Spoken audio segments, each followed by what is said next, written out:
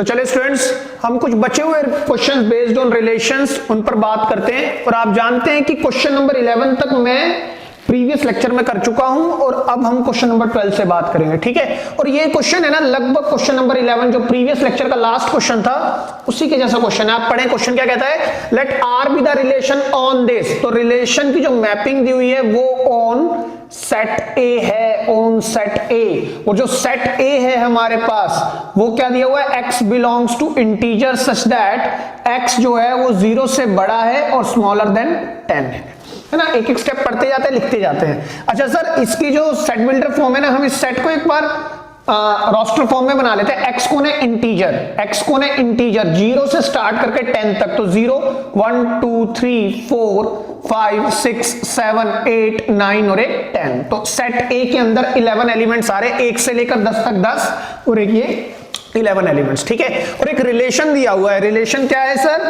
Relation is a comma b such that a minus b is divisible by 4।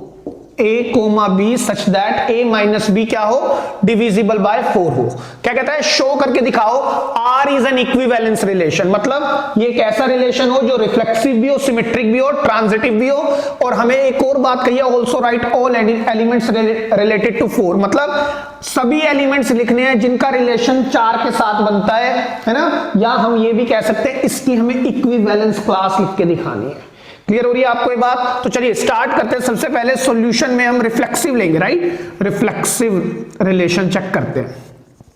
Reflexive relation आप जानते हैं क्या दिया हुआ है क्वेश्चन में, as a comma b belong करता है रिलेशन को, तो it means a minus b is implies, ये इंप्लाइज का साइन है ना, डिविजिबल बाय 4।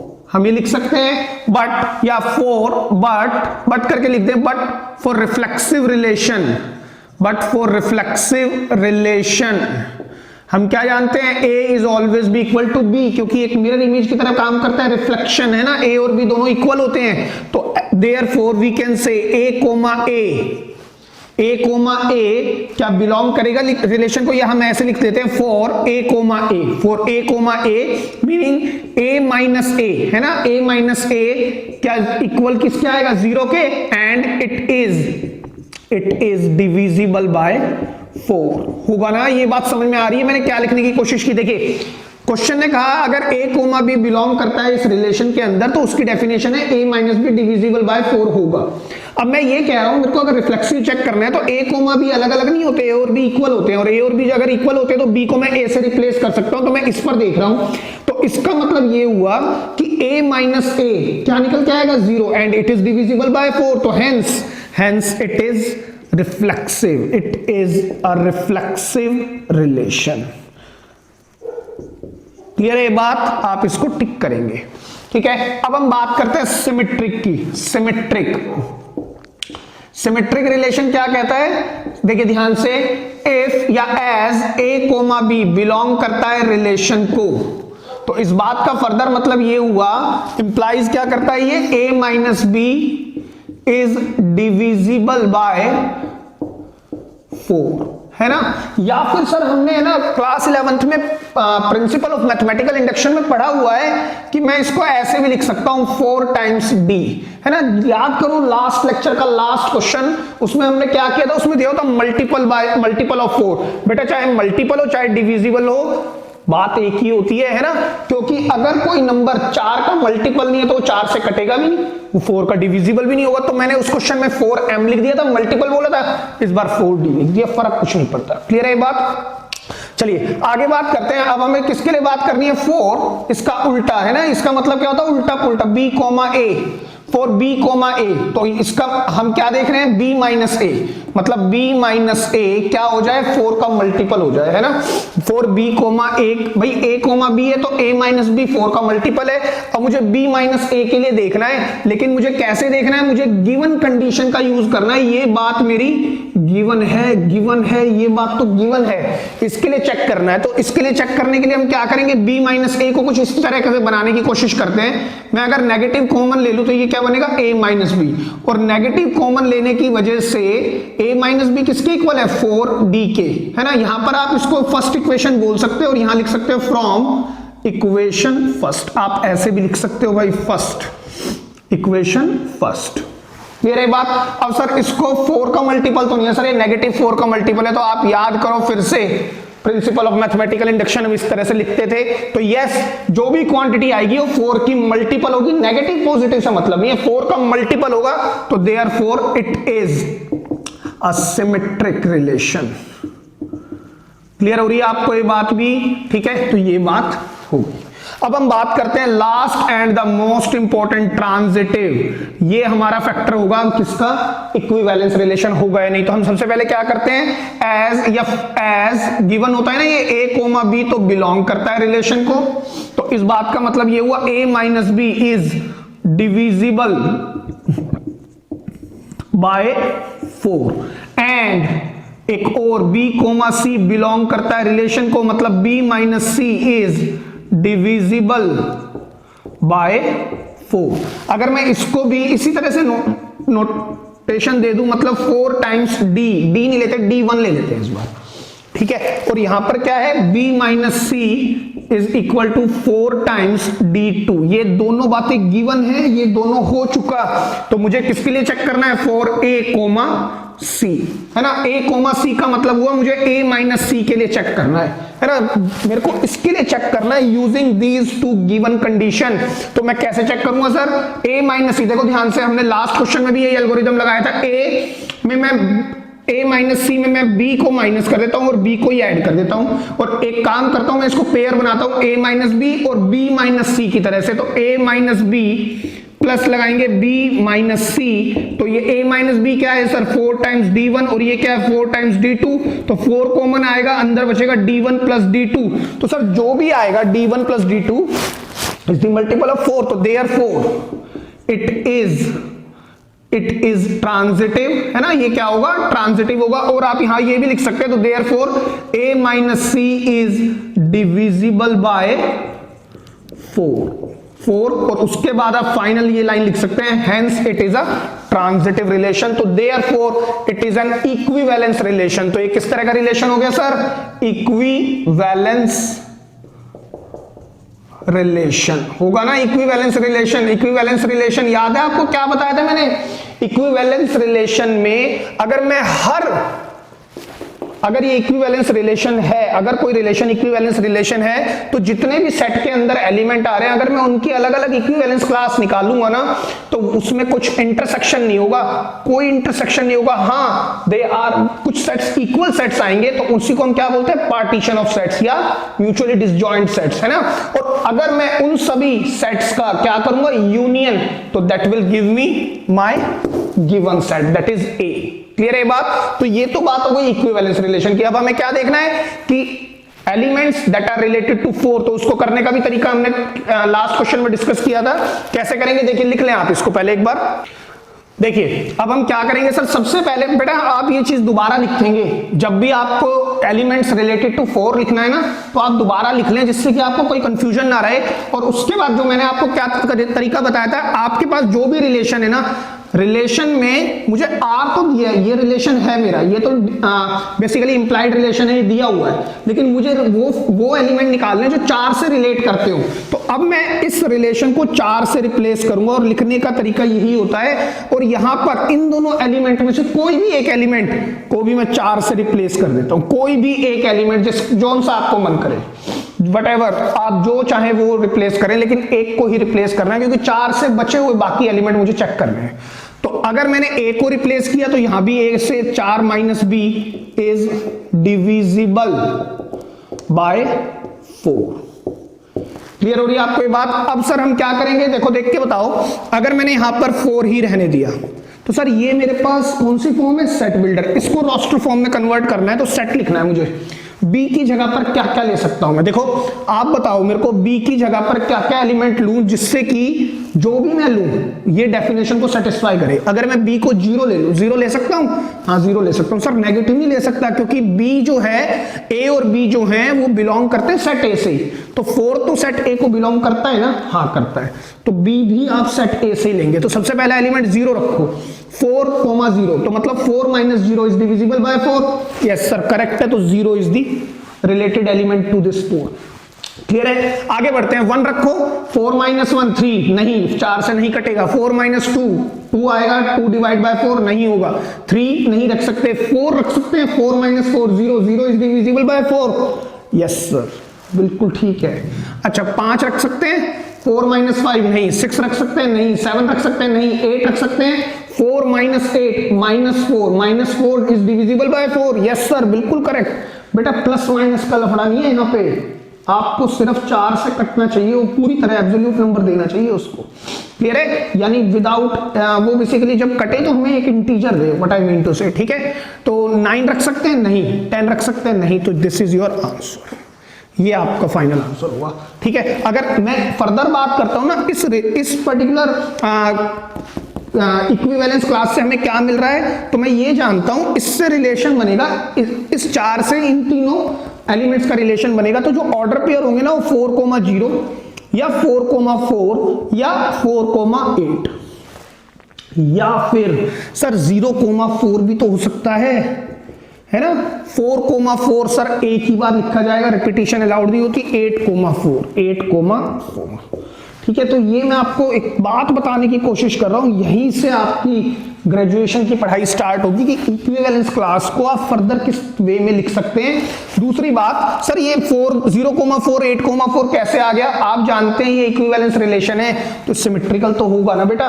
सिमेट्रिकल क्या कहता है, ए बी है बी ए बी है, ए बी है बी ए बी है, चेक कर लें आप। ठीक है, लिख लें इसको। चलिए स्टूडेंट्स एक और क्वेश्चन पर बात करते हैं। क्वेश्चन नंबर 13 पढ़े, कहता है show that the relation R in this set A, है ना। तो जो रिलेशन है वो मेरा कैसे है, इन सेट ए, जिसको मैं लिख सकता हूं A to A, ऐसे भी लिख सकते हैं sir, in set A on A या A to A या A रिलेटेड टू A, हम ऐसे भी लिख सकते हैं ना। और जो मेरे पास सेट A है वो मेरे पास डिफाइन है 1 2 3 4 5। बेटा रिलेशन के जो क्वेश्चन होते हैं ना इतने लेंथी होते हैं, आप एक एक करके अपनी जो आपके पास जो इंफॉर्मेशन है, रेलेवेंट इंफॉर्मेशन है, उसको रिट्रीव करते ना लिखते जाएं। क्लियर है। अच्छा आगे मेरे को एक रिलेशन भी दिया हुआ है। रिलेशन क्या कहता है सर, रिलेशन है a, b such that mod of, है ना, mod of a minus B is even. Is ये मॉड है भाई, इज क्या है, ये इवन है, इवन है ना। और सर अगर a माइनस बी पर मॉड लगा हुआ है तो इट रिप्रेजेंट्स डिफरेंस, अगर मॉड नहीं होता तो इट रिप्रेजेंट्स सब्ट्रैक्शन, है ना। मैंने आपको ये लास्ट लेक्चर में क्वेश्चन नंबर 11 में इसी तरह का क्वेश्चन कराया था, बस वहां पर क्या था बेटा, इवन a माइनस बी, और मॉड का मतलब है इवन, इज इवन। ये बोलता क्या है, a minus be with in modulus is even. Even की जगह पर मैं मल्टीपल ऑफ 4 भी कर सकता हूं। इवन का मतलब क्या होता है, मल्टीपल ऑफ 2, है ना। या तो मैं इसको ऐसे भी लिख सकता था, a minus B is a multiple of 2। और आप क्वेश्चन नंबर 11 देखिए, मल्टीपल ऑफ 2 की जगह पर बस 4 लिखा हुआ है। सेम क्वेश्चन है, इवन लिख देगा तो मल्टीपल ऑफ 2, ये तो इंप्लाइड बात हो गई सर, है ना। और करके मैं यहां पर लिख रहा हूं, ये क्वेश्चन भी दे सकता है, इस तरह से भी दे सकता है, और आपको ये भी कह सकता है कि ये इवन है। क्लियर है। तो हमें क्या करना है, हमें करना है it is an equivalence relation, मतलब हमें शो करना है ये इक्विवेलेंस रिलेशन है। उसके बाद भी काफी क्वेश्चन दिया हुआ है, तो एक काम करते हैं, सबसे पहले हम शो करते हैं इक्विवेलेंस रिलेशन, बाद की बात में देखेंगे हम। पहले बात करते हैं रिफ्लेक्सिव रिलेशन, है ना। रिफ्लेक्सिव रिलेशन के लिए हम जानते हैं a और b इक्वल होते हैं, तो पहले हम ऐसे लिखते हैं एज a, b अगर बिलोंग कर रहा है रिलेशन को, तो इस बात का मतलब है मॉड a माइनस बी, मतलब difference between a minus B is even. ये मेरे पास डेफिनेशन है। लेकिन फॉर रिफ्लेक्सिव वी नो क्या sir, a is always B equal to b, तो इस बात का मतलब ये हुआ, इस बात का मतलब क्या हुआ, a, फॉर a के लिए हम क्या कहेंगे, मॉड में a माइनस a किसके इक्वल आ रहा है सर, 0 विच इज इवन, है ना। या आप 0 को क्या लिख सकते हैं, इज मल्टीपल ऑफ 2 या डिविजिबल बाय 2, इधर में भाई 0 को 2 से मल्टीप्लाई कराओगे तब भी 0 ही आ जाएगा, है ना, तो मल्टीपल ऑफ 2 भी है, और 0 को 2 से डिवाइड कराओगे तब भी 0 आ जाएगा, तो डिविजिबल बाय 2 भी है, और ये तो इवन है ही, 0 is an even number as well. Clear है ये बात आपको अच्छे से? तो मैं इस बात को तो रब कर देता हूं, और तो लास्ट में आप क्या लिखेंगे, hence it is reflexive relation, it is reflexive relation. Clear है ये बात? टिक हो गई। आगे बढ़ते हैं, सिमेट्रिक की बात करते हैं। सिमेट्रिक, सिमेट्रिक क्या कहता है, या हम ऐसे लिखते हैं as A comma B belong करता है रिलेशन को। इस बात का मतलब ये है ए माइनस बी का डिफरेंस इज इवन, है ना, और या लेट करके हम ये भी कह सकते हैं कि ए माइनस बी को मैंने बोल दिया 2 टाइम्स एम, लिख सकते हैं ना, ये और ये एक ही तो बात रिप्रेजेंट कर रहे हैं। क्लियर है बात? अच्छा, हमें किसके लिए चेक करना है, for B comma A. B comma A का मतलब ये हुआ बी माइनस ए का डिफरेंस क्या हो जाए, इवन हो जाए। तो सर इसको प्रूव करने के लिए ना मुझे इस गिवन का सहारा फिर से लेना है, ये मेरे पास गिवन है, ये प्रूव करना है ना। तो आप ध्यान से सुनिएगा, इसको मैं इस जैसा बना सकता हूं, कैसे, मैं नेगेटिव कॉमन लेता हूं अंदर ही, और मैं इसको ऐसे लिख सकता हूं। बताओ ये बात क्लियर है? अब सर मैं इसको ना ध्यान से सुनिएगा, माइनस को अगर मैं बाहर कर दूं तो और करके मैं इसको क्या लिख सकता हूं, a minus B which is equal to twice of m from equation first, और इसको मैंने फर्स्ट बोल दिया, तो हेंस सिमेट्रिक, सिमेट्रिक भी होगा, है ना। आगे बात करते हैं ट्रांजिटिव।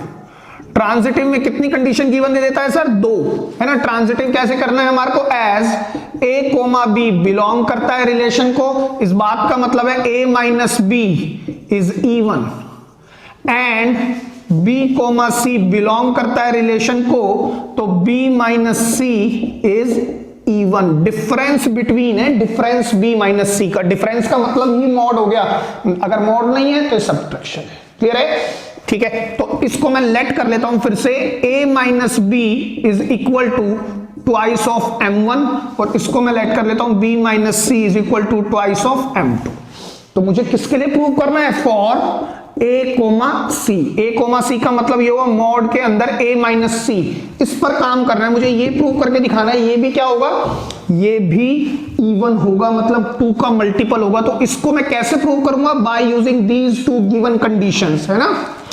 तो इन दोनों गिवन कंडीशंस का यूज करना है, मतलब ये और ये, ठीक है। तो आप क्या कर रहे हैं, a माइनस सी, एक बार b को घटाएंगे, एक बार b को जोड़ देंगे फिर से, है ना। तो अल्टीमेटली मैं क्या करूंगा, a minus B plus B minus C, मैंने इसके साथ ये लिया और इसके साथ ये पेयर बनाया, और मैंने आपको बताया था अगर मेरे पास मॉड में 3 प्लस 4 है तो मैं उसको ऐसे ब्रेक कर सकता हूं, लेकिन अगर वहीं पर नेगेटिव है ना, तब मैं ऐसे नहीं लिख सकता, तब मैं ऐसे नहीं लिख सकता। ये बात गलत है, ये बात पूरी तरह गलत है, और ये करेक्ट है।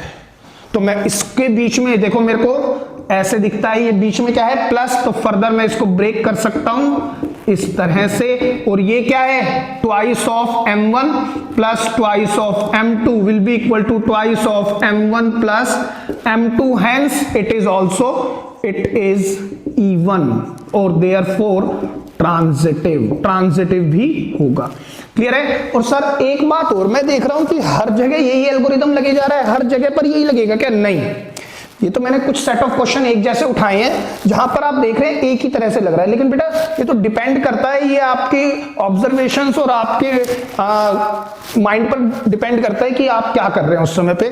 आप देखेंगे आने वाले क्वेश्चंस में ये काम नहीं करेगा, कहीं पर हम मल्टीप्लाई कराएंगे, कहीं डिवाइड कराएंगे, तो डिपेंड करता है। क्लियर है? लेकिन आप ध्यान रखेंगे जब मॉड आएगा तो कुछ ना कुछ इनका यूज करने के लिए हम इस तरह से करेंगे।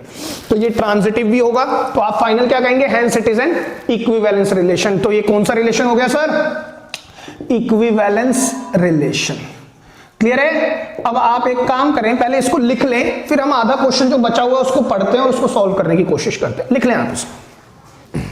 तो चलिए स्टूडेंट्स, जो बचा हुआ क्वेश्चन है अब हम उस पर बात करते हैं। कहता है show that all the elements, ध्यान से पढ़ेंगे, शो करना है कि सभी एलिमेंट्स 1 3 5 के are related to each other, मतलब 135 रिलेट करे अपने ही आप से 135 से, and all the elements of 2 4 are related to each other, मतलब एलिमेंट्स जो है ना ये 2 4 अपने ही आप से रिलेट करें, बट नो एलिमेंट ऑफ 135, लेकिन कोई भी एलिमेंट 135 का रिलेट ना करे 2 4 को, मतलब ये हुआ जितने भी एलिमेंट इसमें आ रहे हैं वो अपने आप से रिलेट करें, सेम वे जितने भी एलिमेंट इस सेट में आ रहे हैं वो भी अपने आप से रिलेट करें, लेकिन जितने एलिमेंट इसमें आ रहे हैं वो इससे रिलेट ना करें, है ना।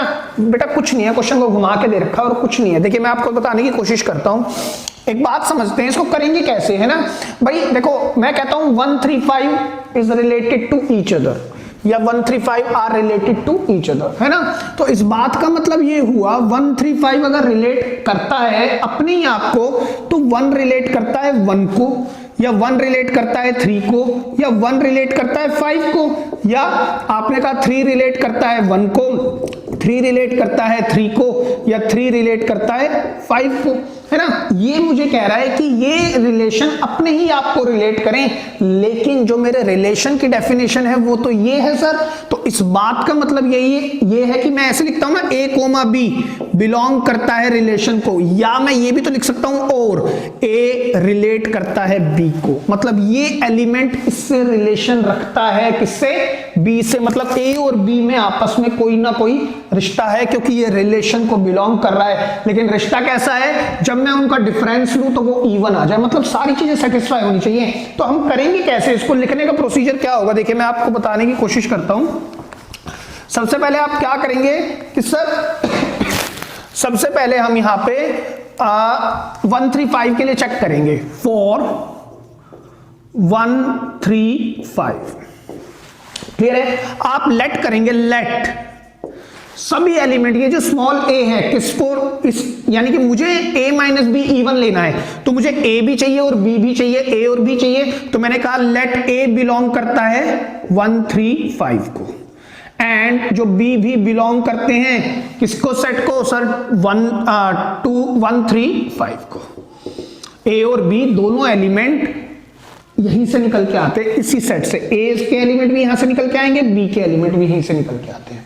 क्लियर है बात। तो आप ध्यान से देखिएगा, ध्यान से, मैं यहां से एक चीज लिखने की कोशिश कर रहा हूं। इस बात का मतलब ये हुआ इन दोनों का डिफरेंस, यहां से आप 1 ले लो, यहां से आप कुछ भी ले लो, b से, आपने a से अगर 1 ले लिया, a से अगर 1 ले लिया विद इन द मॉड और माइनस लगाया, तो b से आप कुछ भी ले लो, 1 ले लो तो 0 आएगा, 3 ले लो तो आएगा 2, 5 ले लो तो आएगा 4, है ना। मॉड भी तो लगा है तो हमेशा एब्सोल्यूट नंबर देगा, तो ये तो इवन ही तो आ रहा है, तो मुझे तो इवन ही तो चाहिए। तो 135 किससे रिलेट करता है, अपने ही आप से करता है। लेकिन अगर मैंने यहां पर 2 4 ले लिया ना, तो अगर मैंने यहां 2 रख दिया तो 1 - 2 -1, लेकिन मोड खुलने के बाद 1, तो 1 इवन होगा सर, वो रिलेट नहीं करता। तो क्वेश्चन आपको समझ में आ गया होगा, मतलब 135 अपने आप से तो रिलेट करता है, लेकिन 2 4 से रिलेट नहीं करता। सेम वे 2 4 भी अपने आप से रिलेट करेगा, बट 135 से नहीं करेगा। देखो कैसे हम लिखेंगे, कैसे इसको थ्योरी में, as a and b both represents, क्या रिप्रेजेंट करते हैं, a एंड b दोनों क्या रिप्रेजेंट करते हैं, ऑड नंबर्स या ऑड एलिमेंट्स, है ना, ऑड एलिमेंट्स है ना। तो therefore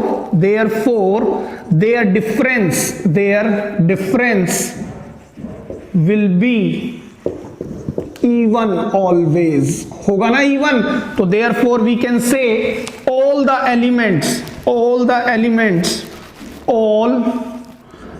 elements of 135 are related to each other। आपने बस इतनी सी बात लिखनी है बेटा, ठीक है। सेम वे अब हम चलेंगे दोबारा से इसी क्वेश्चन पर। अब मेरे को चेक करना है 4 2, 4, तो आप लेट कर लें, लेट इसके अंदर जो एलिमेंट आ रहे हैं, a बिलोंग करता है 2 4 को एंड b भी बिलोंग करता है किसको सर, 2 4 को। तो बिकॉज आप खुद देख के बताओ, अगर a को मैं 2 ले लूं तो b को मैं उस सेट से कुछ भी उठा लूं, हमेशा क्या आएगा, इवन ही निकल के आएगा। तो डेफिनेशन जो है फुलफिल हो रही है, सेटिस्फाई हो रही है। तो because a and b both आप लिखेंगे कैसे, रिप्रेजेंट्स, क्या रिप्रेजेंट करते हैं, an even elements, even elements हैं, इवन मेंबर्स हैं इसके अंदर, सेट के अंदर, है ना। तो therefore their difference is always be even. तो हम ये कह सकते हैं इट मीन्स या देयर बाय या implies all the elements of 2 4 are related to each other. बताएं, क्लियर हो रही है आपको? लिखना किस तरह से, वो रिप्रेजेंटेशन का तरीका मैं आपको बता रहा हूं, है ना। अब हम चेक करेंगे फॉर 135 एंड 2,4, है ना। देखो मैंने ये भी बात प्रूव कर दी ईच अदर, और अब मेरे को ये और ये कहता है कि इसमें कोई एलिमेंट रिलेट ना करे, है ना। तो ना करे तो मैं लेट कर लेता हूं ए सेट, ए जो एलिमेंट है ना वो इस सेट में है 135 में, और जो बी एलिमेंट है वो इसके अंदर बैठे, बी बिलोंग टू 2,4। अब आप ध्यान से देख के बताना, अगर मैंने ए में से 1 ले लिया, ए को 1 ले लिया, तो बी में से मैं क्या उठाऊं कि जो आंसर है ना वो इवन आ जाए। सर चाहे 2 ले लो चाहे 4 ले लो, आंसर कभी इवन नहीं आएगा। चेक करो, तो मतलब 135 इज नॉट रिलेटेड टू 2,4, नहीं करता है ना रिलेट। तो आप लिखेंगे कैसे फिर से, बिकॉज आप क्या लिखेंगे, because A represents odd elements, है ना। however b represents, b क्या रिप्रेजेंट करता है, even elements। तो therefore their difference is always be odd or not even नहीं आएगा। तो therefore finally 135 is not related to 2,4। आप ऐसे लिखेंगे। क्लियर है ये बात आपको अच्छे से?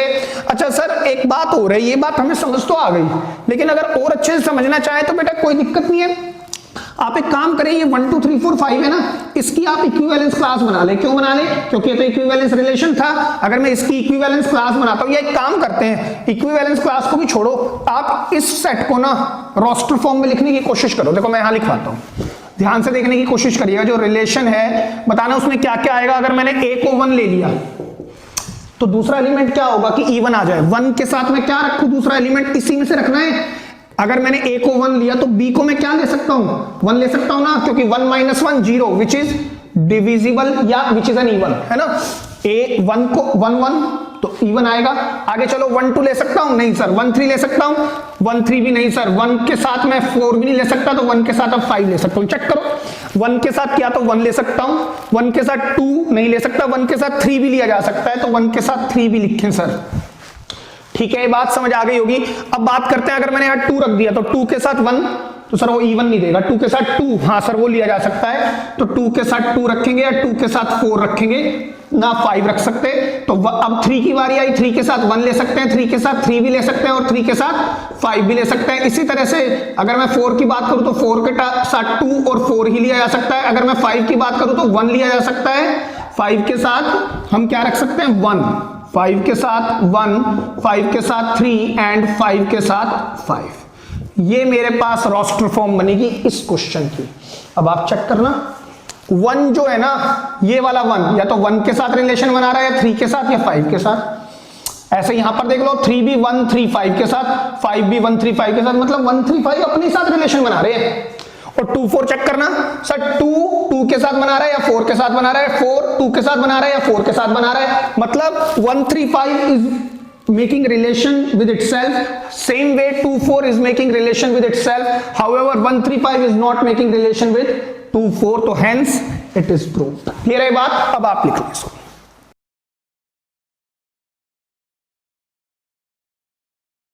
तो चलिए स्टूडेंट्स एक और बहुत ही आसान क्वेश्चन पर बात करते हैं। क्वेश्चन नंबर 14 कहता है लेट ए, एक मेरे पास सेट ये है और डिफाइन करता है रिलेशन आर ऑन ए, है ना।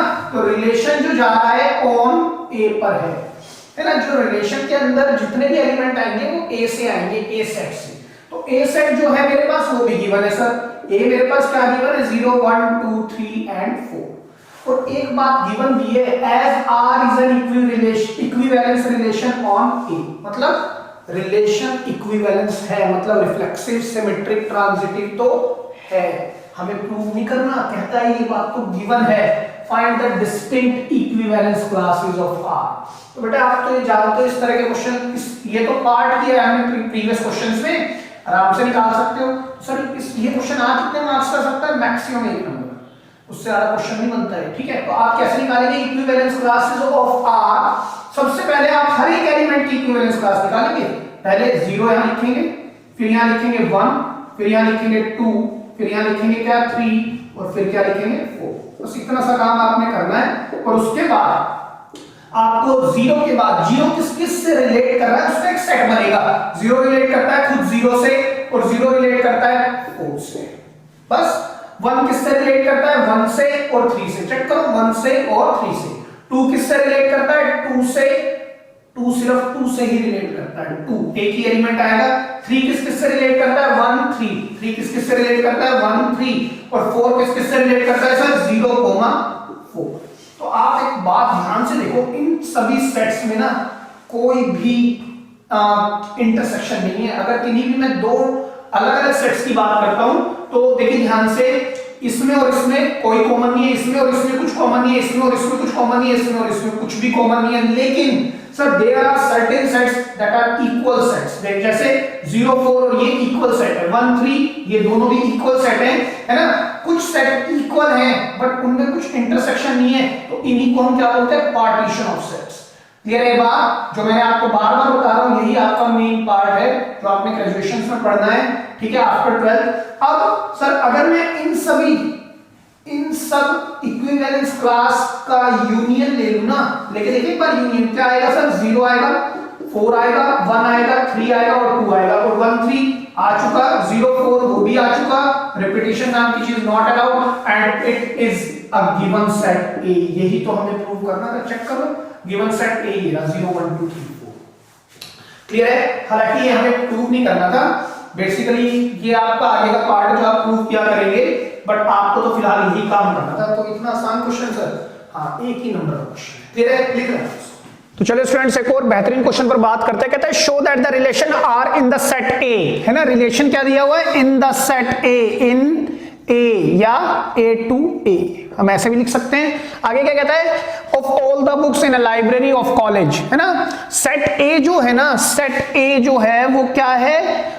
All the books in a library of a college, all the books in A library of A college.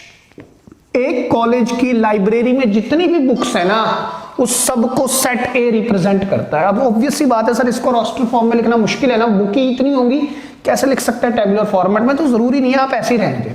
आगे बढ़े। गिवन बाय, जो रिलेशन दिया है वो कि मेरे पास क्या है? कहता है x, y such that x and y have same number of pages, x and y have same number of pages, और मुझे कहता है is an equivalence relation show करना है अपने को।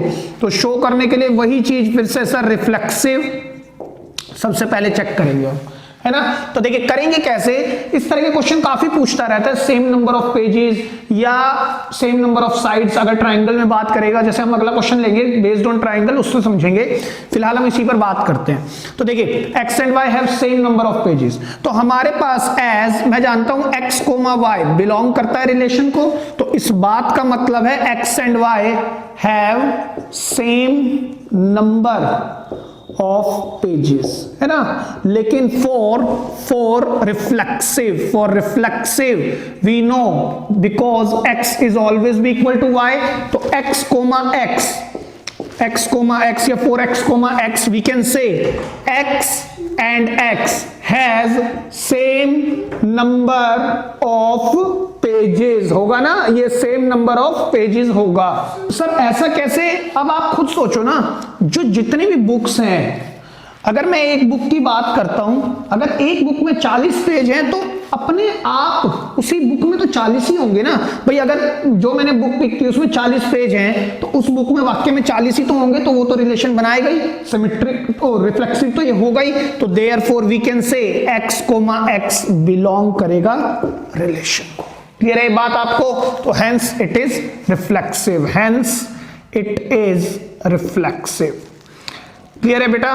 देखो ये है ना, बड़े थियोरेटिकल क्वेश्चन है, आपको थोड़ा सा तो रिप्रेजेंटेशन करनी ही पड़ती है। मैंने आपको बताया भी है, आप ऐसे नहीं कर सकते कि डायरेक्ट कह दिया। हाँ सर, अपने आप अगर जो मैंने बुक पिक की है उसमें अपने आप से तो रिलेशन बनाई गई, क्योंकि उसमें जो बुक पिक की है और उसी बुक में सेम नंबर ऑफ पेजेस ही तो होंगे, वही चीज हमने यहां लिखी है। चलिए आगे बात करते हैं सिमेट्रिक। सिमेट्रिक को हम कैसे चेक करेंगे सर? बहुत ही लॉजिकली तरीके से जाएंगे। एज x, y बिलोंग करता है रिलेशन को, तो इस बात का मतलब ये है, implies that x and y have same number of pages, है ना? इस बात का मतलब यही है। फॉर, अब हम क्या चेक करना है? उल्टा पुल्टा, मतलब y, x बिलोंग कर जाए रिलेशन को, तो इस बात का मतलब ये हमें प्रूव करना है y and x have same number of pages. तो एक बात बताओ, अगर मैंने ये बोल दिया कि x और y में सेम नंबर ऑफ पेज हैं, तो कहने का दूसरा मेथड ये भी तो हो सकता है y और x में भी सेम नंबर ऑफ पेज है, तो आप डायरेक्ट बता सकते हैं देयरफॉर y, x बिलोंग करता है रिलेशन को, हेंस इट इज सिमेट्रिक। क्या होगा? ये सिमेट्रिक भी होगा। क्लियर है बात? आपको ये बातें लिखनी है, थोड़ा सा बस आपको ये बात समझने की कोशिश करनी है, और लिखना अपने मन से ही नहीं है भाई कुछ भी लिख दिया हमने, नहीं, एक सेट लाइन गाइडलाइंस है, उसी तरह से आपने चलाना है। सेम वे देखिए, मैं फिर से लिख के दिखाता हूं। एज x, y बिलोंग करता है रिलेशन को, तो implies that x and y have same number of pages, है ना? एंड y, z भी बिलोंग करता है रिलेशन को, ये बात तो दोनों गिवन होती हैं। एंड y एंड, या इसको हमें ना इस तरह से एक अलग सेक्शन ले लेते हैं, y and z have same number of pages. ये बात तो क्लियर है सर, है ना? अगर मैं इसको बोल दूं इक्वेशन 1 और इसको बोल दूं इक्वेशन 2, तो सर देखिए मुझे किसके लिए चेक करना है? फॉर x, z, है ना? तो implies that x and z, मुझे प्रूव क्या करना है? x and z have same number of pages, है ना? यही तो प्रूव करना है। तो यार एक बात बताओ, फ्रॉम, इसको मैं कैसे लिख सकता हूं? फ्रॉम 1 एंड 2 हम आराम से लिख सकते हैं। मैंने कहा x और y दो बुक हैं, उसमें सेम पेज है, मान लो 30 पेज है, 30, x और y में 30 पेज है, y और z में भी सेम है। अगर y में यहाँ 30 थे तो यहाँ भी 30 हो गए, तो x और z में भी तो 30 होंगे सर। तो यस, इट इज ट्रांजिटिव। ये कैसा रिलेशन हुआ सर? ट्रांजिटिव रिलेशन हुआ। तो therefore it is an equivalence relation. यही तो हमें प्रूव करना था, आप लिख देंगे because the relation is reflexive, symmetric and transitive, hence it is an equivalence relation. Clear है? लिख लिया इसको। तो चलिए स्टूडेंट्स एक अच्छे क्वेश्चन पर बात करते हैं। क्वेश्चन नंबर 16 कहता है show that the relation are defined in the set A of all polygons, है ना? रिलेशन जो है इन द सेट ए, मतलब ए टू ए, और जो सेट ए है ना वो क्या दिया हुआ है? Set of all polygons. बेटा पॉलीगन क्या होते हैं हमारे सर? पॉलीगन्स की दो डेफिनेशन होती है। Number 1 is a closed figure, is a closed figure, है ना? किस तरह की फिगर है? Mathematical closed figure. Number 2, minimum number of sides are 3, है ना? At least 3 sides should be there, 3 sides should be there, कम से कम 3 साइड होनी ही चाहिए। और बेटा पोली का मतलब मैनी और गन्स का मतलब साइड, यानी ऐसी फिगर्स, ऐसी क्लोज्ड फिगर्स जिसके अंदर बहुत सारी साइड्स हों, है ना? Many sides. पोली का मतलब मैनी इंग्लिश में और गन्स का मतलब साइड्स।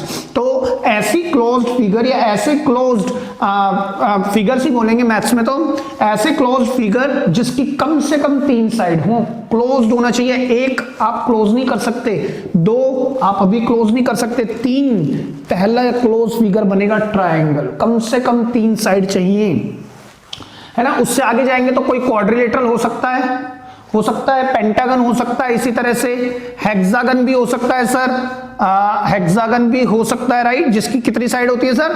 6 साइड होती है, हो सकता है ना? ऐसे ही एंड सो ऑन।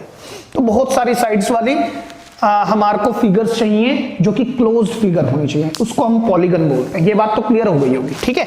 अब हम आगे बढ़ते हैं, कहता है शो करके दिखाओ it is an equivalence relation, है ना। तो आप देखें पिछले क्वेश्चन में भी हमने कुछ इसी तरह का क्वेश्चन किया था, सेम नंबर ऑफ पेजेस दिए हुए थे और यहां पर जो सेट दिया हुआ है ना, सेट ऑफ ऑल पॉलीगन्स, और एक रिलेशन दिया हुआ है। रिलेशन क्या कहता है? रिलेशन कहता है कि P1 and P2 have same number of sides, same number of side. इसी तरह का क्वेश्चन तो था पिछले वाला भी, R इक्वल टू, एक बार हम ये लिख के बताता हूं मैं आपको, P1 P2 such that P1 and P2 have same number of क्या हो, साइड्स हो, है ना।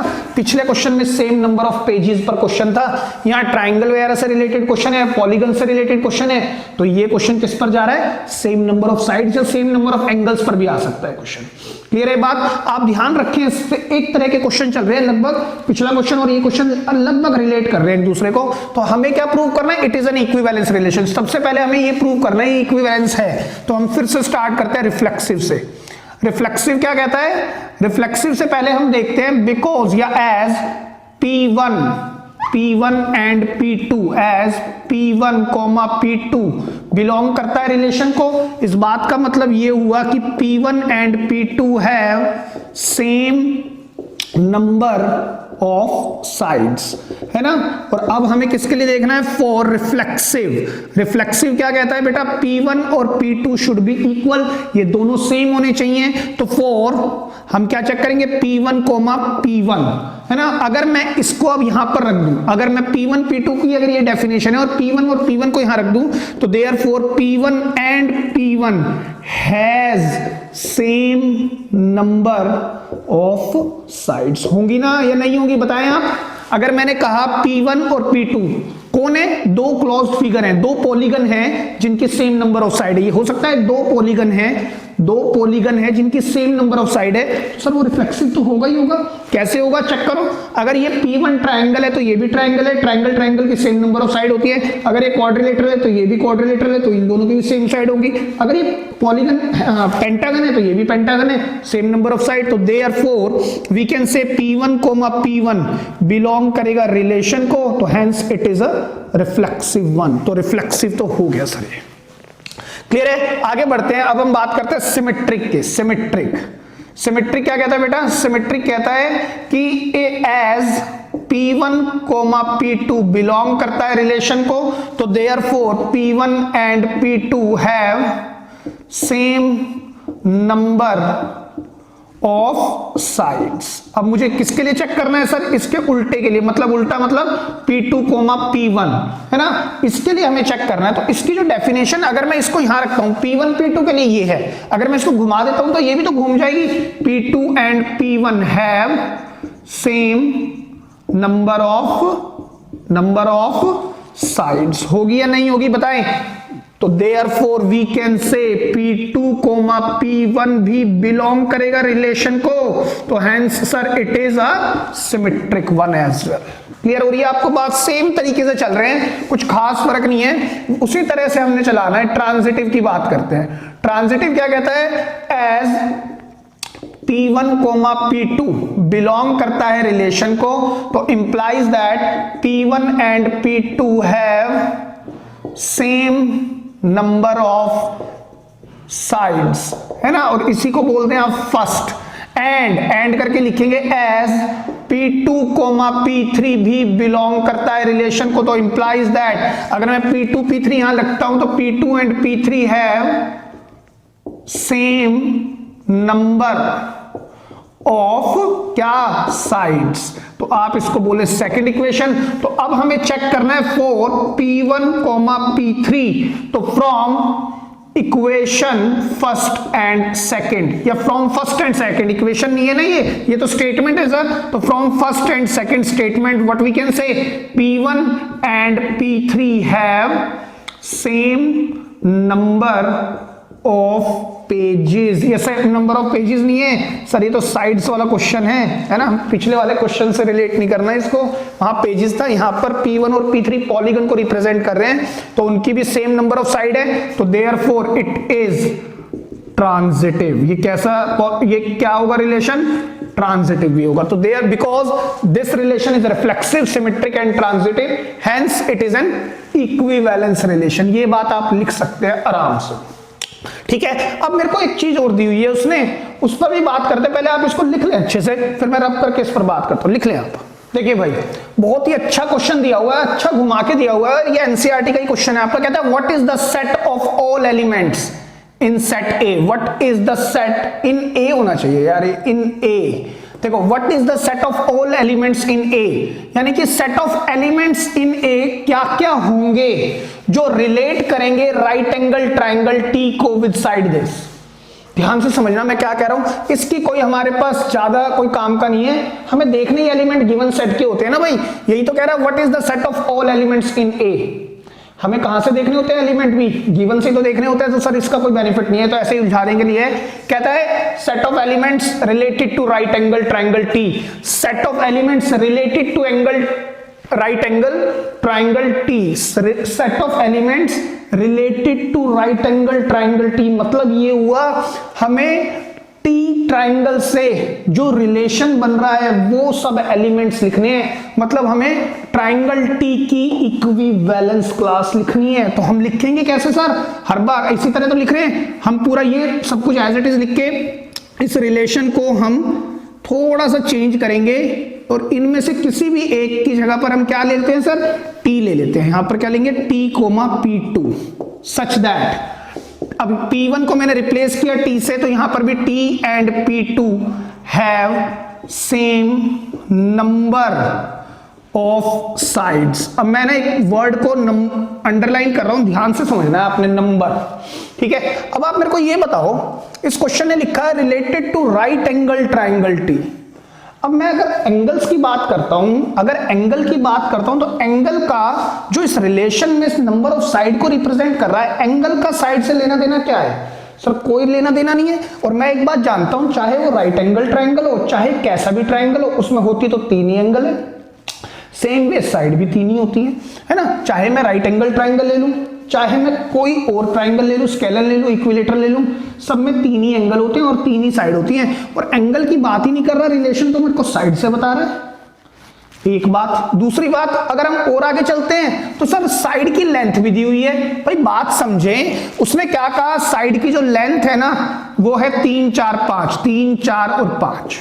एक और मैंने ले लिया ट्राइंगल, है ना, ये मैंने कहा 7 24 25, ठीक है। अब ये इससे रिलेट करेगा सर, उसको देखते तो रिलेट कैसे कर रहा है, सेम का है, सेम नहीं है। लेकिन आप इस पर आओ, डेफिनेशन क्या कहती है, कहता है T and P2 have same number of side. इसकी नंबर ऑफ साइड कितनी है, 1 2 3, इसकी कितनी है, 1 2 3। मुझे लेंथ से क्या करना है, ना तो मुझे एंगल से कोई काम है, ना मुझे लेंथ से कोई काम है। मेरे को तो ये पता है, यहां कहता है जो ट्राइंगल T है और दूसरा ट्राइंगल P2, उनकी सेम नंबर ऑफ साइड होगी। तो सर चाहे बड़ा हो चाहे छोटा हो, क्या फर्क पड़ता है, मैं लिखूं 3 4 5, मैं लिखूं 5 12 13, है ना। सर इसकी भी जरूरत नहीं है, मुझे राइट एंगल ट्राइंगल की भी कोई जरूरत नहीं है, ना मुझे राइट की जरूरत, ना मुझे राइट की जरूरत है, ना मुझे एंगल की जरूरत है, ना मुझे साइड की जरूरत है। और ये क्वेश्चन अगर यहां तक भी है तब भी क्वेश्चन हमारा आंसर यही होगा जो हम लिखने जा रहे हैं, क्या कि मैं T को क्या लिखूंगा यहां पर सर, T को हम क्या लिखेंगे, सेट ऑफ ऑल ट्राइंगल्स। जो T होगा ना, रिलेशन किससे बनाएगा, T बनाएगा रिलेशन, सर इसको आप ऐसे ही लिख दें स्टेटमेंट में, तो सेट ऑफ ऑल ट्राइंगल्स। बात समझे बेटा, T और जितने भी ट्राइंगल होंगे ना उनकी नंबर ऑफ साइड हमेशा सेम होगी। मुझे उस तरह से सोचना है। तो सर इसकी कोई जरूरत नहीं थी, अगर क्वेश्चन यहां भी रोक देता है ना तो भी आंसर ये होगा। क्लियर है। अगर वो ट्राइंगल की जगह स्क्वायर कह देता या रेक्टेंगल दे देता तो सर यहां पर स्क्वायर आ जाता, ठीक है। स्क्वायर का रिलेशन किससे बनता, खाली स्क्वायर से बनता क्या, पॉलीगन, 4 साइड वाला पॉलीगन क्या खाली स्क्वायर है या रेक्टेंगल है या पैरेललोग्राम है सिर्फ, नहीं सर। सारे ऐसे पॉलीगन जिनकी 4 साइड होती है उसका एक नाम है जिसके अंडर में सब आते हैं, दैट इज कॉल्ड क्वाड्रिलेटरल। तो अगर यहां स्क्वायर से रिलेशन पूछता तो यहां था set of all quadrilateral. Clear है ये बात आपको? तो इस तरह के क्वेश्चन पूछता रहता है, कभी कभी कहेगा सेम नंबर ऑफ साइड्स, जैसे पिछले क्वेश्चन में कहा सेम नंबर ऑफ पेजेस, कभी कहेगा सेम दूरी, जैसे आपके घर से स्कूल की दूरी जितनी जाने की उतनी तो आने की होगी, तो कभी कभी सेम डिस्टेंस पर बात कर लेता है। तो इसमें कोई ज्यादा बड़ी बात नहीं, आप आराम से कर सकते हैं इनको। अब आप इसको भी लिख लें।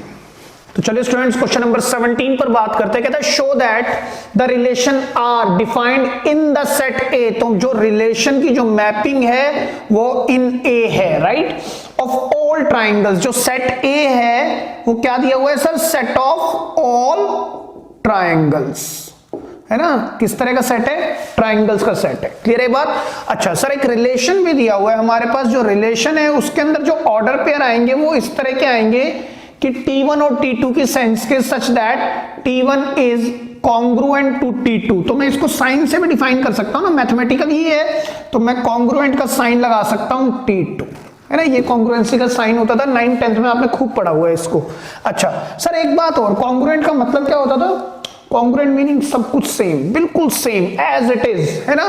बिल्कुल सेम। जितना बड़ा ये ट्राइंगल है 3 4 5, उतना ही बड़ा ये ट्राइंगल है 3 4 और 5। इसको हम इक्वल, यानी कि बिल्कुल सेम, सारी साइड सारे एंगल सेम होने चाहिए, तो हम उसको बोलते हैं कॉन्ग्रुएंट। जैसे मैंने कहा एक 100 रुपीज नोट है मेरे पास, नोट है ना, करेंसी की बात कर रहा हूं मैं, रुपीज। क्लियर है? जो नई करेंसी है उसकी बात कर रहा हूं बेटा, पुरानी नहीं। और एक और है, या फिर आप एक बात समझे, एक जो गड्डी होती है 100 के नोट की या 500 के नोट की, एक के ऊपर एक रखे होते हैं, वो बिल्कुल सिमिलर होते हैं, है ना? सिमिलर नहीं होते, इनफैक्ट वो कॉन्ग्रुएंट होते हैं आपस में बिल्कुल, यानी कि उनकी जो साइड्स है, एंगल्स हैं, सारे सेम है, तो कॉन्ग्रुएंट कहलाते हैं एक दूसरे से। क्लियर है बात? तो इस तरह के बहुत एग्जांपल्स हैं और आप पढ़ भी चुके हैं, तो हमें उस डेप्थ में नहीं जाना। अब हमें ये है ना, ये दिखाना है कि जो रिलेशन है वो इक्विवेलेंस रिलेशन है। तो फिर से वही काम करना है अपने को, रिफ्लेक्सिव चेक करना है सर सबसे आसान। रिफ्लेक्सिव कैसे चेक करेंगे? हम जानते हैं एज क्वेश्चन ने दिया हुआ है, जो दिया हुआ है उसी को ले लें। T1 T2 बिलोंग करता है रिलेशन को, implies that T1 is congruent to T2, है ना? फॉर हमें किसके लिए चेक करना है? For reflexive. रिफ्लेक्सिव क्या कहता है कि ये दोनों ऑर्डर पेयर सेम होने चाहिए, T1 इक्वल टू T2। तो therefore we can say T1 is congruent to itself. होगा ही होगा सर। तो therefore further T1 T1 belong नहीं करेगा क्या रिलेशन को? तो हेंस रिफ्लेक्सिव। भाई एक बात बताओ, कोई भी ट्राइंगल अपने कॉन्ग्रुएंट तो होगा ही, बस यही रिफ्लेक्सिव होगा। आगे बढ़ते हैं, सिमेट्रिसिटी चेक करते हैं, सिमेट्रिक रिलेशन है या नहीं। अब आप देख के बताएंगे एज, मैं क्या लिख रहा हूं? T1 T2 बिलोंग करता है रिलेशन को, ये बात तो गिवन है, implies that T1 is congruent to T2, है ना? अब मुझे चेक करना है फॉर T2 T1 के लिए। तो अगर मैं T2 T1 यहां रख दूं तो इसका मतलब क्या होना चाहिए? T2 कॉन्ग्रुएंट टू T1, है ना? और सर अगर मैं बोलूं T1 कॉन्ग्रुएंट है T2 के या T2 कॉन्ग्रुएंट है T1 के, तो बात एक ही तो है, कहने का लहजा अलग अलग है लेकिन बात तो सेम है ना। तो देयरफॉर T2 T1 भी, यहां पर 2 मैं थोड़ा सा साफ से लिखता हूं, बिलोंग करेगा रिलेशन को, hence it is the symmetric relation also. ये सिमेट्रिक भी होगा। आगे बढ़ते हैं, अब बात करते हैं लास्ट ट्रांजिटिव पर। ट्रांजिटिव रिलेशन क्या कहता है सर? इसमें मुझे दो चीज गिवन चाहिए, एज T1 T2 बिलोंग करता है रिलेशन को, एंड T2 T3 भी बिलोंग करता है रिलेशन को। तो अगर T1 T2 रिलेशन को बिलोंग करता है तो T1 जो है वो कॉन्ग्रुएंट है किसके? T2 के। T1 जो है वो कॉन्ग्रुएंट है किसके? T2 के। और T2 T3 भी रिलेशन को बिलोंग करता है, तो T2 कॉन्ग्रुएंट है किसके? T3 के। बताए, इतनी बात तो क्लियर हो गई होगी। तो सर अगर इसको मैं फर्स्ट बोल दूं, इसको मैं सेकंड बोल दूं, और मुझे चेक किस पर करना है? फॉर T1 T3 पर मुझे चेक करना है। तो आप देखिए, from equation first and second, what you can say? T1 congruent to T3, hence T1 T3 belong करेगा रिलेशन को। तो ये कौन सा रिलेशन है सर? ट्रांजिटिव भी होगा, देयरफॉर ट्रांजिटिव रिलेशन। तो फिर हम फाइनल क्या लिखेंगे? Because this relation is reflexive, symmetric and transitive, hence it is an equivalence relation. Clear है बात? लिख लें आप इसको। तो चलिए स्टूडेंट्स एक और क्वेश्चन देखते हैं based on the previous question itself. कहता है show that the relation are defined in the set A. फिर से जो रिलेशन की मैपिंग है वो है इन ए या ए टू ए, और जो सेट ए है वो क्या है, सेट ऑफ ऑल ट्राइंगल्स। आप यहां लिखेंगे सेट ए मेरे पास है सेट ऑफ ऑल ट्राइंगल्स, ठीक है। जो जो गिवन इंफॉर्मेशन है, एक रिलेशन भी दिया हुआ है, कहता है T1, T2 such that T1 is congruent, नहीं सिमिलर है T2 के, और सिमिलैरिटी का साइन यही होता था, है ना। और सिमिलर का मतलब कॉन्ग्रुएंट नहीं होता बेटा, सिमिलर का मतलब ऐसे ट्राइंगल्स जिनकी साइड्स का रेशियो प्रोपोर्शनल है ना, ऐसे दो ट्राइंगल्स जिनकी साइड्स प्रोपोर्शनल है और जब हम उनका रेशियो लेंगे तो वो इक्वल हो जाता है। चलो उस पर बात अभी करेंगे, अभी हम पहले ना वही काम करते हैं, it is an equivalence relation. मुझे पहले ये प्रूव करना है, फिर हम उस पर बात करेंगे जो हमें और आगे भी दिया हुआ है रिलेटेड टू सिमिलैरिटी। तो देखिए रिफ्लेक्सिव के लिए क्या कहता है, एज क्वेश्चन क्या है, कहता है T1, T2 बिलोंग करता है रिलेशन को, तो इंप्लाइज दैट T1 सिमिलर है T2 के। लेकिन फॉर हम क्या लिखते हैं यहां पर, reflexive. For reflexive we know T1 should be equal to T2, दोनों इक्वल होने चाहिए। अगर ये दोनों इक्वल हैं तो क्या मैं लिख सकता हूं, इंप्लाइज दैट T1 अपने ही सिमिलर तो होगा ना सर, इटसेल्फ होगा, yes, which is true, which is true आप लिख सकते हैं, विच इज ट्रू। तो देयरफॉर T1, T1 बिलोंग करेगा रिलेशन को, तो हेंस रिफ्लेक्सिव क्या होगा, ये कैसा रिलेशन है sir, it is a reflexive relation. Clear है। आगे बढ़ते हैं, सिमेट्रिसिटी चेक करते हैं इसकी भी। सिमेट्रिक हम कैसे चेक करेंगे, हमारे को क्या दिया हुआ है, एज T1, T2 बिलोंग करता है रिलेशन को, तो इंप्लाइज दैट T1 सिमिलर हो गया T2 के, है ना। अब हमें क्या चेक करना है, T2, T1 को चेक करना है और ये गिवन कंडीशन का यूज करना है। तो अगर ये T2, T1 में यहां रख दूं तो इसका मतलब क्या होना चाहिए, T2 सिमिलर टू T1। तो सर फिर वही बात है, अगर मैं कहूं T1 सिमिलर है T2 के, तो इस बात का फर्दर मतलब ये भी तो है T2 भी तो सिमिलर है T1 के, तो हेंस या देयरफॉर T2, T1 बिलोंग करेगा रिलेशन को, तो देयरफॉर या हेंस सिमेट्रिक। कैसा रिलेशन होगा सर ये, it will be a symmetric relation. Clear है। चलिए आगे बढ़ते हैं और एक रिलेशन और प्रूव करते हैं। मैं ऊपर से प्रूव करता हूं इसको, ट्रांजिटिव को इधर से प्रूव करता हूं। देखिए ट्रांजिटिव क्या कहता है, एज T1, T2 बिलोंग करता है रिलेशन को, एंड एक और लेंगे T2, T3 बिलोंग करता है रिलेशन को, तो इस बात का मतलब तो ये हुआ T1 सिमिलर है T2 के और T2 सिमिलर है T3 के, है ना। ये बात तो क्लियर हो गई। तो अगर मैं इसको फर्स्ट बोल दूं, इसको मैं सेकंड इक्वेशन बोल देता हूं, तो मैं क्या करना चाहता हूं, फॉर T1, T3, है ना बेटा, AB है, BC है, AC हो जाए, मैं इसको चेक कर रहा हूं, AC यही होगा ना T1, T3, तो मैं इसको क्या कहूंगा, फ्रॉम 1 and 2 आप क्या लिखेंगे, T1 सिमिलर होगा T3 के, तो देयरफॉर T1, T3 बिलोंग करेगा रिलेशन को, hence it is a symmetric transitive relation, है ना, ट्रांजिटिव। ठीक है। तो बेटा कई बार है ना ऐसा हो जाता है, बोलना कुछ होता है, बोलना कुछ जाता है, फंबल हो जाती है कई बार, तो आप इस चीज का ध्यान रखें, कभी कभी बोलने पर ना जाएं, ध्यान रखें जो मैं लिख रहा हूं वो भी क्लियर हो सकता है। ठीक है।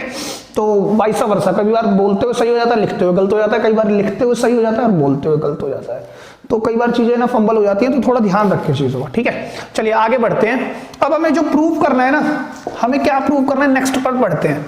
फर्स्ट पार्ट तो हमारा हो गया है सर। अब हमें कहता है consider 3 right angle triangle, 3 right angle triangle ले लो। एक T1 ले लो, T1 के बारे में साइड दी हुई है, साइड्स हैं 3, 4, 5। एक कहता है T2 ले लो, 5, 12 और 13। एक कहता है T3 ले लो, तो क्या है वो 6, 8 and 10।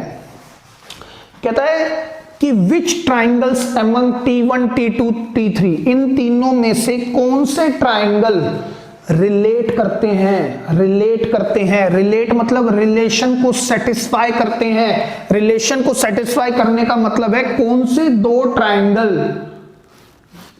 आपस में सिमिलर है ना। रिलेट का मतलब क्या है, रिलेशन को सेटिस्फाई। रिलेशन को सेटिस्फाई का मतलब क्या है, कौन से दो ट्राइंगल सिमिलर है? और सिमिलैरिटी का मतलब मैंने स्टार्टिंग में बताया, सिमिलैरिटी का मतलब क्या है? जिनकी साइड्स प्रोपोर्शनल है या जिनकी साइड्स का रेशियो इक्वल है। जैसे अब यहां देखिए 3/5, 4/12, 5/13 इक्वल आएगा नहीं, 5/6 ये नहीं आएगा, 3/6 हाफ देगा, दिस एंड दिस। तो बिकॉज 3/6 4/8 इक्वल टू 5/10 है ना। तो देखो क्या ये प्रोपोर्शनल है? 1/2। हाँ जी सर, साइड्स प्रोपोर्शनल है, चेक करो 1/2 और उनका रेशियो इक्वल है। उनका रेशियो क्या है? इक्वल है। तो because triangle T1 and T3 are similar है ना, सिमिलर है। Why? as their sides are proportional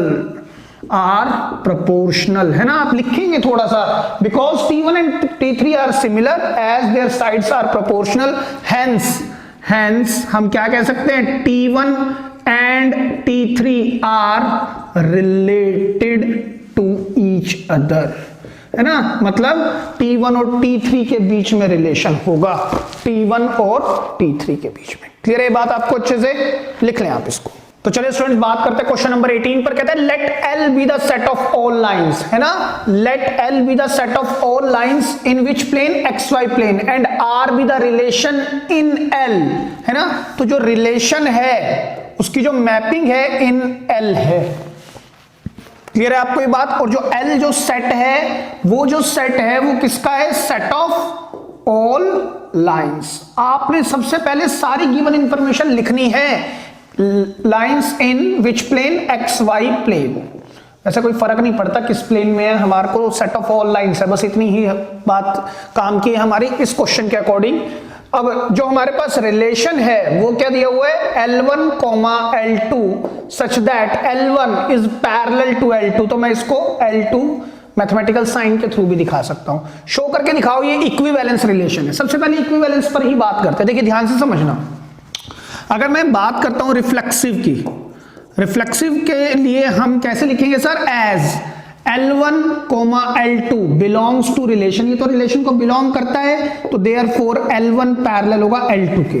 for reflexive relation, for reflexive हम जानते हैं L1 होगा इक्वल L2 के, तो देयरफॉर या फॉर L1, L1 है ना, L1, L1 ये एज L1, L2 ये था है ना।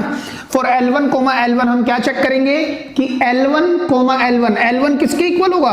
बिकॉज L1 पैरेलल होगा खुद के, L1 पैरेलल होगा खुद के। देखो मेरी बात सुनो, पहले मैंने कहा ये मेरे पास ऑर्डर पेयर गिवन है, अगर ये है तो इसकी डेफिनेशन ये है, लेकिन रिफ्लेक्सिव कहता है L1 और L2 इक्वल, तो मतलब L1 और L2 दोनों सेम है, तो L2 को मैं L1 से रिप्लेस कर सकता हूं। इस बात का फर्दर मतलब क्या हुआ? ये तो क्या ये दोनों पैरेलल? L1 अपने ही पैरेलल सर, L1 एक लाइन है और L1 अपने ही पैरेलल हो गई है ना भाई। L1 पैरेलल L2 के, L2 तो सर अलग अलग हुई, लेकिन मैं कह रहा हूं L1 parallel to itself, L1 है ना। तो सर ये बात ट्रू है या फॉल्स है? अब बात करते हैं डेफिनेशन की, जो आपने पढ़ी हुई है क्लास 10th में या 9th में। पैरेलल लाइन की डेफिनेशन होती थी two lines are set to be parallel. याद करें 9th 10th में आप पढ़ते थे, if two lines are said to be parallel if there is not any common point। any common point मतलब एक भी common point ना हो, एक कॉमन पॉइंट ना हो। लेकिन सर एक कॉमन पॉइंट अगर नहीं है ना, ये तो कॉमन आ गया तो मतलब ये तो पैरेलल नहीं है ना। पैरेलल तो यही है क्योंकि there is no common point. लेकिन सर ये क्या है फिर? इसमें तो मल्टीपल कॉमन पॉइंट आ रहे हैं, ये पैरेलल होगी या नहीं होगी है ना। अच्छा एक चीज और पढ़ी थी हमने तो कि सर डिस्टेंस पैरेलल लाइंस के बीच में सेम रहता है, इसमें तो सर सेम नहीं है। चेक करो यहां पर और यहां पर तो सेम नहीं है, लेकिन इसमें तो सर वो भी सेम है।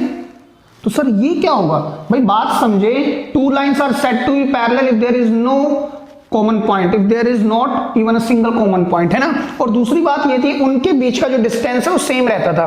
बट यहां तो ठीक है, ये तो पैरेलल नहीं है, ये पैरेलल है ना, as per 9th 10th definition. Sir ये भी तो पैरेलल है, ये पैरेलल है क्या? सर नहीं, क्यों? क्योंकि इसमें तो सर एक पॉइंट कॉमन नहीं है, ये तो कोइंसिडेंटल रे है या कोइंसिडेंटल लाइंस है। कैसे? मतलब कि इनमें सारे बहुत सारे n number of common point हैं इसमें तो।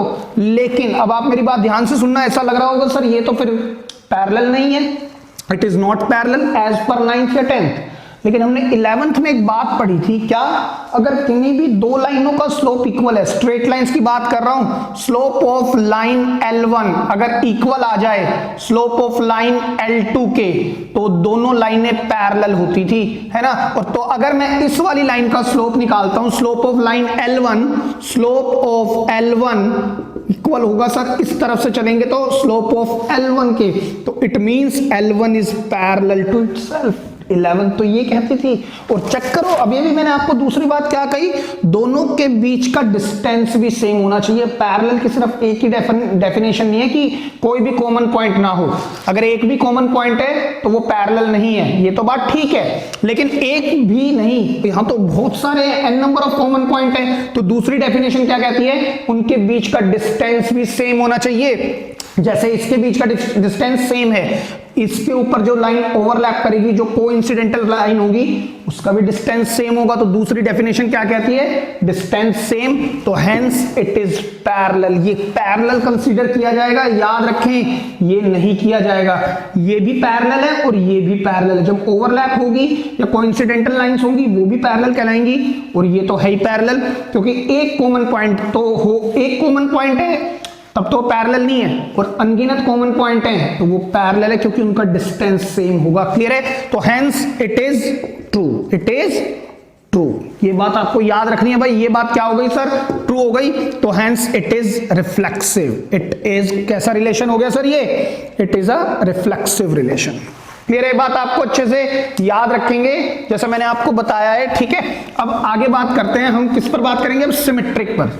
सिमेट्रिक है ना, सिमेट्रिक क्या कहता है, एज L1, L2 बिलोंग करता है रिलेशन को, है ना, ये ऑर्डर पेयर रिलेशन को बिलोंग करता है, तो इंप्लाइज दैट L1 पैरेलल हो गया L2 के। अब मुझे इसका उल्टा देखना है, फॉर L2, L1 मेरे को ये देखना है, तो अगर इसको मैं यहां रख दूं तो इसका मतलब क्या होगा, L2 पैरेलल होगा L1 के। तो सर मैं बोलता हूं L1 पैरेलल L2 के या L2 पैरेलल L1 के, तो yes it is true, it is true. तो आप क्या लिखेंगे, सिमेट्रिक, सिमेट्रिक भी होगा। अब बात करते हैं ट्रांजिटिव पर। ट्रांजिटिव क्या कहता है सर, दो कंडीशन गिवन होती है, कहता है L1, L2 बिलोंग करता है रिलेशन को, एंड एक मैं लेट कर लेता हूं क्या, L2, L3 भी बिलोंग करता है रिलेशन को। क्लियर है बात? तो अगर L1, L2 बिलोंग करता है रिलेशन को, तो L1 पैरेलल होगा L2 के, इसको फर्स्ट बोल देते हैं, एंड L2 भी पैरेलल होगा L3 के, इसको हम सेकंड बोल देते हैं। अब मुझे क्या चेक करना है, AB है, BC है, AC हो जाए, मतलब L1, L3 हो जाए। तो अब आप ध्यान से देखिएगा, from first and second we can say, देखो L1 पैरेलल है L2 के, है ना, L1 पैरेलल है L2 के, और L2 पैरेलल है L3 के। L2 पैरेलल है L3 के, तो L1 और L3 पैरेलल नहीं होंगे क्या सर, बिल्कुल होंगे। तो therefore L1 parallel to L3, तो इट मींस या thereby L1, L3 belong करेगा रिलेशन को, तो hence transitive, hence transitive relation. तो अब हम क्या बताएंगे, therefore it is an equivalence relation. कैसा रिलेशन हो गया सर ये, इक्विवेलेंस रिलेशन होगा। क्लियर है बात आपको अच्छे से? चलिए अब लास्ट बात पर चलते हैं इसकी। हमारे को है ना एक बात और कहा है उसने कि फाइंड करो set of all lines related to the line this, है ना, फाइंड करो set of all line, set निकाल के लाओ उन सभी लाइनों का जो रिलेट करता हो इससे, रिलेशन बनता हो, उन सभी लाइनों का रिलेशन बनता हो इससे, है ना। तो रिलेशन जब इससे बनाना है तो मतलब हमें इसकी क्या फाइंड करनी है, इक्विवेलेंस क्लास। तो लेट कर लो 1 मिनट के लिए, लेट मेरे पास है ना ये लाइन दी हुई है, let y is equal to 2x plus 4, ये एक लाइन है ना, और लाइन को हम यूजुअली नाम से रिप्रेजेंट कर रहे हैं L1, L2, तो सर इसको भी L से रिप्रेजेंट कर ले, नहीं L से नहीं कर सकते क्योंकि L तो सेट ऑफ ऑल लाइंस है, तो x और y से करूंगा तो ये दिक्कत करेगा, तो लेट कर लेते हैं हम इसको, let y is equal to this is z, और मैं इसको ऐसे लिखता हूं, z मेरी लाइन का नाम है, y equal to 2x plus 4। समझ रहे हैं, मैंने लेट किया है नाम, जैसे ये L1 L2 है उसी तरह से मैंने Z को रिप्रेजेंट किया। अब मुझे क्या निकालनी है, इसकी इक्विवेलेंस क्लास। कैसे निकाल रहे हैं हर बार हम, रिलेशन मेरे पास ये है, यहां पर लिखेंगे हम Z इक्वल टू, इनमें से किसी भी एक लाइन को इस लाइन से रिप्लेस करेंगे, Z लाइन से, तो यहां पर क्या आ जाएगा sir, Z comma L2 such that Z हो जाए पैरेलल किसके, L2 के, है ना। तो आप बताओ मेरे को कब होगा ये, कब होगा, सेट ऑफ ऑल लाइंस, देखिए ध्यान से, set of all lines represent equation of line, किस सेंस की, देखो ध्यान से देखना, मुझे इस लाइन के पैरेलल दिखाना है, L1 पैरेलल L2, ये वाली 2x+4, इसके पैरेलल वाली लाइनें चाहिए। आपको याद है क्लास 11 स्ट्रेट लाइन में हमने पढ़ा था, इस लाइन, ये जो फॉर्म है ना y equal to 2x+4, it was a slope intercept form, है ना। ये मेरे पास m होता था, हम इसको b बोलते थे, mx+b, याद करें, slope intercept, slope y intercept form, particularly ये नाम होता था। तो मेरा जो स्लोप होता था ना 2 होता है, मुझे इसके पैरेलल लाइनें चाहिए, तो मतलब स्लोप सेम चाहिए जो आने वाली लाइनें हो। तो equation set of all line represent equation of lines, किस तरह की equation of lines, y is equal to 2x+b, where b कौन हो, b बिलोंग करता हो एक रियल नंबर को। मतलब समझे मैं क्या कह रहा हूं, जो मेरे पास जो लाइनें आएंगी ना, इसके पैरेलल वो लाइनें होंगी, y is equal to 2x+b, b कुछ भी हो सकता है, 1 हो सकता है। अब देखो ध्यान से, ये मेरे पास स्लोप इंटरसेप्ट फॉर्म है, ये भी स्लोप इंटरसेप्ट फॉर्म है, इसमें स्लोप आ रहा है 2, इसमें भी आ रहा है स्लोप 2, और दो लाइनों का अगर स्लोप इक्वल है तो वो दोनों लाइनें पैरेलल है। और भी हो सकती है, y is equal to 2x+3 हो सकती है, y is equal to 2x+3/2 हो सकती है, y is equal to 2x-3/2 हो सकती है, y is equal to 2x +√2 भी हो सकती है। मतलब सर स्लोप तो सेम चलेगा, जो y इंटरसेप्ट है ना वो मूव कर सकता है, या और y is equal to 2x भी हो सकती है ना। क्यों, स्लोप सेम चाहिए, स्लोप जब मेरा स्लोप सेम होगा इस लाइन के साथ, इन सभी लाइनों का जैसे जैसे स्लोप सेम होगा वो लाइन इस लाइन के पैरेलल होगी। और मुझे क्या चाहिए था, z पैरेलल हो जाए L2 के, z को ने ये वाली लाइन पैरेलल हो जाए दूसरी लाइन के, तो जो z के साथ जो रिलेशन बनाएगी ना अदर लाइंस, अगर पैरेलल के कॉन्टेक्स्ट में बात करते हैं तो वो इस सेंस की होगी, इस तरह की होगी कि y is equal to 2x plus में b कुछ भी हो सकता है, एनी रियल नंबर। यहां पर एनसीईआरटी c भी लिखती थी, तो आप कैसे भी लिख सकते हैं, b लिखें c लिखें, उससे कोई मैटर नहीं करता, लेकिन b को रिप्रेजेंट करना है, it will be a real number. Clear है, अब आप इसको लिख लें अच्छे से। तो चलिए स्टूडेंट्स एक और क्वेश्चन पर बात करते हैं, which is question number 19 and it is your NCERT example only. कहता है let L be the set of all lines in XY plane and R be the relation in L, है ना। जो मेरे पास रिलेशन की मैपिंग दी हुई है वो है L to L, ठीक है। और जो मेरे पास सेट L दिया हुआ है वो क्या कहता है, अच्छा इसको सर ब्रेसेस में भी लिख सकते हैं, विदाउट ब्रेसेस भी लिख सकते हैं। आप क्लास 11 सेट्स में ना कुछ क्वेश्चंस देख सकते हैं, उनकी जो सेट बिल्डर फॉर्म देता है ना, वो कई बार आप उसको ब्रेसेस में देगा और कभी कभी उसको विदाउट ब्रेसेस भी देता है, तो हम विदाउट ब्रेसेस भी लिख सकते हैं, set of all lines in which plane, XY plane. Clear है ये बात। अच्छा सर रिलेशन क्या दिया हुआ है, रिलेशन दिया हुआ है L1, L2 such that L1 perpendicular है किस पर, L2 पर, है ना। यही तो बात कह रहा है, L1 परपेंडिकुलर किस पर है सर, L2 पर है। चेक करो, आप चेक करो क्वेश्चन को, ठीक है। और मैंने परपेंडिकुलर की जगह पर मैथमेटिकल साइन ले लिया और कुछ नहीं किया। कहता है शो करके दिखाओ इक्विवेलेंस रिलेशन है। तो सबसे पहले हम वही चीज स्टार्ट करेंगे, रिफ्लेक्सिव है ना। रिफ्लेक्सिव के लिए हम क्या कहेंगे, as L1, L2 belong to relation implies that L1 perpendicular होगा L2 के। फॉर हमें क्या चेक करना है, रिफ्लेक्सिव, हमें किसके बारे में बात करनी है, रिफ्लेक्सिव क्या कहता है, L1 should be equal to L2। तो हमें क्या करना है, L1, L1 हमें इसके लिए बात करनी है। तो क्या आप बता सकते हो L1 परपेंडिकुलर होगा अपने आप के, कभी ऐसा हो सकता है कि एक लाइन L1 अपने ही परपेंडिकुलर हो जाए, नहीं सर, पैरेलल हो सकती है, देख लो प्रीवियस क्वेश्चन में। तो हेंस या फॉल्स, आप क्या लिखेंगे, फॉल्स, तो फर्दर नॉट रिफ्लेक्सिव, ये रिफ्लेक्सिव रिलेशन नहीं है, मतलब ये इक्विवेलेंस भी नहीं है। मतलब इसकी इक्विवेलेंस क्लास भी नहीं पूछेगा, है ना। माइंड में क्वेश्चन होना चाहिए कि सर पिछले क्वेश्चन में तो आपने कुछ इक्विवेलेंस क्लास से रिलेटेड भी क्वेश्चन दिया था, एक लाइन के पैरेलल का क्या क्या होगा, वो क्यों दिया था, क्योंकि वो इक्विवेलेंस रिलेशन था। क्या ये इक्विवेलेंस रिलेशन बनेगा? नहीं, क्योंकि ये तो रिफ्लेक्सिव ही नहीं है, तो इक्विवेलेंस बनेगा नहीं, तो इसकी फर्दर इक्विवेलेंस क्लास या रिलेशन भी नहीं पूछेगा। क्लियर है बात आपको? चलिए अब आगे बात करते हैं सिमेट्रिसिटी पर। सिमेट्रिक है, चेक करते हैं 1 मिनट के लिए। सिमेट्रिक क्या कहता है? एज L1, L2 बिलोंग करता है रिलेशन को, तो दे इंप्लाइज दैट L1 परपेंडिकुलर है L2 के, ठीक है। तो फॉर, अब हम इसको उल्टा पुल्टा करेंगे, मतलब आगे पीछे ले आएंगे, XY को YX लिखेंगे या AB को BA, तो इसके लिए डेफिनेशन क्या कहेगी सर? L2 परपेंडिकुलर है L1 के, तो सर अगेन वही बात है, मैं कहूं लाइन 1 परपेंडिकुलर है लाइन 2 पर, या मैं कहूं लाइन 2 परपेंडिकुलर है लाइन 1 पर, ये तो बात बिल्कुल ट्रू है। Hence it is a symmetric case. कैसा केस हुआ ये? सिमेट्रिक हुआ। क्लियर है बात? तो ये तो करेक्ट है और रिफ्लेक्सिव नहीं है ये। आगे बढ़ते हैं, लास्ट देखते हैं विच इज ट्रांजिटिव। ट्रांजिटिव क्या कहता है भाई?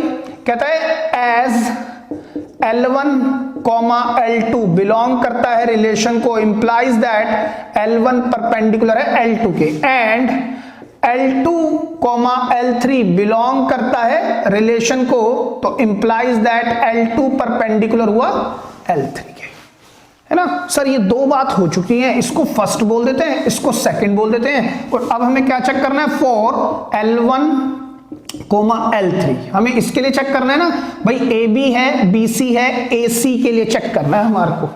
तो आप ध्यान से देखिए, फ्रॉम फर्स्ट एंड सेकंड मैं कह सकता हूं L1 परपेंडिकुलर होगा L3 के, होगा क्या? चेक करूं, बताओ बताओ ध्यान से सोच के। नहीं होगा, चेक कराऊं? देखो ध्यान से, L1 और L2 अगर परपेंडिकुलर है, मान लीजिए मेरे पास ये लाइन है L1, है ना, इसको मैं कैपिटल से रिप्रेजेंट करता हूं क्योंकि L1 कैपिटल से किया है ना हमने, तो L1 इस पर परपेंडिकुलर है कौन? L2, ये मेरे पास L2 है। अगली इक्वेशन क्या कहती है? L2 परपेंडिकुलर है L3 पर, तो L3 तो सर ये होगी ना। नहीं समझे अभी भी बात को? तभी तो देखो L1 और L2 परपेंडिकुलर है, अब कहता है L2 और L3 भी परपेंडिकुलर है, चेक करो। तो इस बात का फर्दर मतलब क्या हुआ? तो देयरफॉर वी कैन से, या आपको ये सब लिखने की जरूरत नहीं है, फ्रॉम 1 and 2 वी कैन से, या आप ये फिगर बना दीजिएगा। Therefore from 1 and 2 L1 is not perpendicular to L3। In fact या indeed L1 is parallel to L3। ये L1 और L3 पैरेलल होंगी, ना कि परपेंडिकुलर होंगी, तो देयरफॉर नॉट ट्रांजिटिव, यानी ये केस ट्रांजिटिव का नहीं है। या आप यहां ये भी लिख सकते हैं, और L1, L3 does not belong to relation, आप ऐसे भी लिख सकते हैं, ठीक है। जैसे मैंने यहां पर नहीं लिखा, यहां भी लिख देता हूं, तो therefore L1, L1 does not belong to relation, उसके बाद आप लिख दें हेंस नॉट रिफ्लेक्सिव। यहां पर मैंने लिखा L1, L3 does not belong to relation, hence L1 is parallel to L3, तो देयरफॉर नॉट ट्रांजिटिव, तो ये ट्रांजिटिव भी नहीं होगा। तो बेटे ये जो है रिलेशन इज नॉट क्या? Is not equivalence relation. वैसे भी क्वेश्चन यही कह रहा है ना, चेक करो वेदर इट इज इक्विवेलेंस और नॉट, है ना। या फिर ये क्वेश्चन इस तरह से कह देगा कि शो करके दिखाओ ये जो रिलेशन है सिमेट्रिक है but not reflexive and transitive, दोनों नहीं है, not reflexive not transitive, yes symmetric, इस तरह से भी पूछ सकता है। क्लियर है बात?